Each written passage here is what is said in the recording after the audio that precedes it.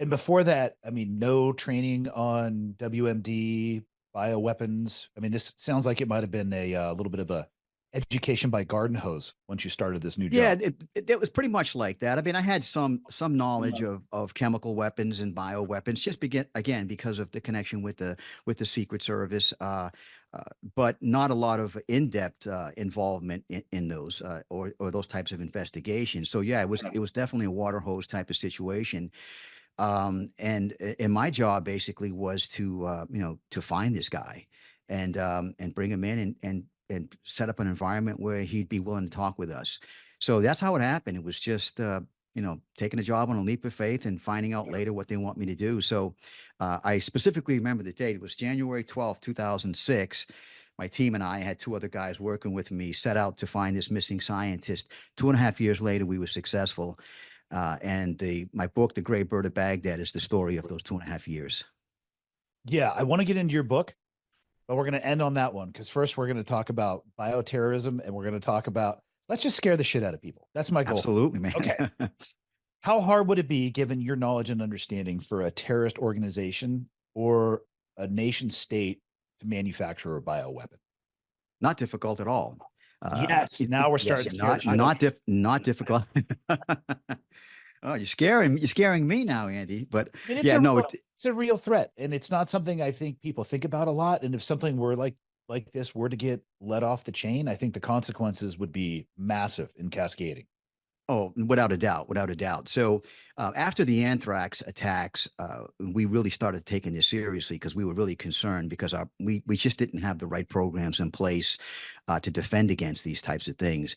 So we started all kinds of bio programs, but it really hit us after those attacks how vulnerable we really were. And so when you're asking me, is it difficult for a nation state, state actors to do this? No, not at all. They all have bio programs. Most of them do.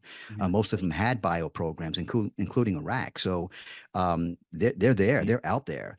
And these people are dealing with some very dangerous viruses and pathogens and bacterium, and is a big concern. So in the 2000s, after the anthrax attacks, and again, we didn't know if it was state sponsored or not, so we were very concerned about that.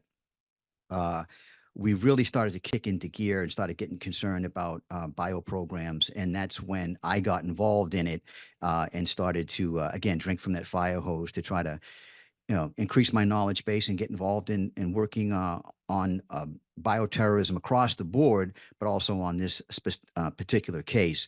But yeah, it is a big concern. And back then, bioterrorism was our number one security concern. It was the top of the list. Now that has been replaced and supplanted by cyber. Mhm. Because bad guys have figured out, hey, we can do a lot of damage at the end of a keyboard. So, and I'm not saying that that's a bad thing cyber is being focused on now because it is important and it is our number one concern. But my concern is that we've sort of taken maybe our eyes off the bioterrorism issue, and that's concerning to me because they're out there and people can make these things. Yeah, and I want to give the listeners some idea of the size, scope, and scale of how bad this could go. I don't want to give anybody ideas, but can you talk about maybe even broadly some of the worst case scenarios that the government is at least or entities are kicking their ideas around in their heads of if this happens, we could potentially do this. Like, what does worst case scenario look like? Well, the worst case scenario is what we just went through with COVID-19. There's a lot of parallels to that. Now, the virus, I mean, COVID viruses have been around, but there's no doubt that this one that we're dealing with, COVID-19, came from the Wuhan lab. The Chinese won't admit that, but that's a fact. Um, and so I kind of think about that in other talks that I've given about this, that there's a lot of parallels because you could see what happened there and how quickly that virus spread around the world. I mean, the latest calculations, Andy, are that worldwide 14 million people have died from COVID-19. Hundreds of millions have been sickened from that. The social impact, we're still dealing with that today. Yeah. And the economic impact from COVID-19, I couldn't even calculate the economic impact. So that was our worst case scenario back then about, some disease getting out, like, for example, Ebola or any of the hemorrhagic fevers or, um, you know, uh, uh, the bubonic plague or smallpox, or a number of viral and bacteriums could get out there. So we were worried about mass casualties and how quickly this thing is spread. And of course, that's what we went through in COVID-19.